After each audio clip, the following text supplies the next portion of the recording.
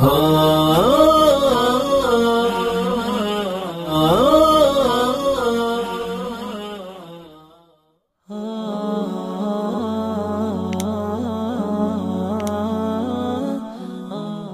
kabar Daniel Mananta disebut sudah masuk Islam.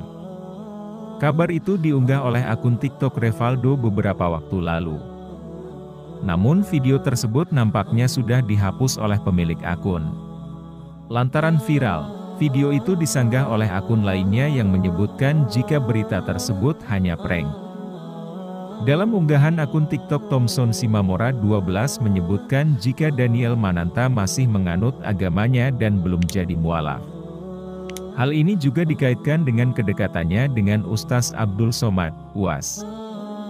Banyak yang menduga jika Daniel Mananta sudah jadi mualaf lantaran akhir-akhir ini dirinya dekat dengan UAS. Begini klarifikasi Daniel Mananta.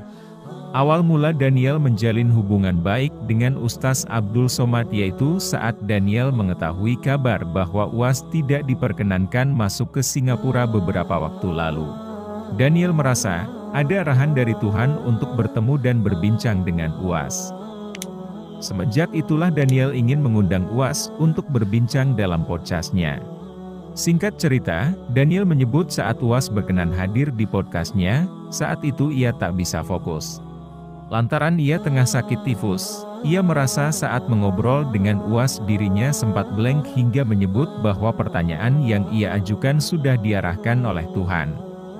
Ketika gue interview UAS, itu gue blank sebelang-belangnya. Ada satu momen di mana UAS lagi bercerita gue cuma aduh ini kenapa keringet gue dingin banget, ini tangan gue dingin banget, ini kok tangan gue ngerasa kesemutan. Terus tiba-tiba UAS diem. Aduh Niel pertanyaan berikutnya apa nih? Gue langsung ngomong aja, kata Daniel Mananta dikutip dari YouTube Kasih Solusi, Jumat, 18 November 2022.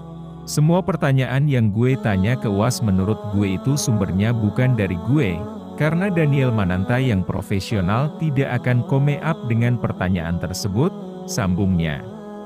Semenjak podcast tersebut, respons dari masyarakat sangatlah positif hingga hubungan Daniel dan UAS pun semakin baik.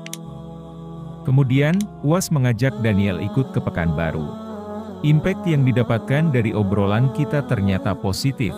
Hal itu yang membuat UAS bahagia banget diundanglah gue ke Pekanbaru, iya, makan durian bareng, ujar Daniel.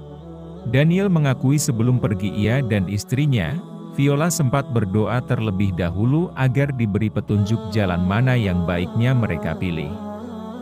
Keduanya pun akhirnya ikut berangkat ke Pekanbaru tanpa kru dan tanpa membuat konten. Gue cuma bener-bener pengen ngebangun hubungan sama UAS. Kapan kita terakhir membangun hubungan sama orang tanpa kita kontenin, kata Daniel Mananta.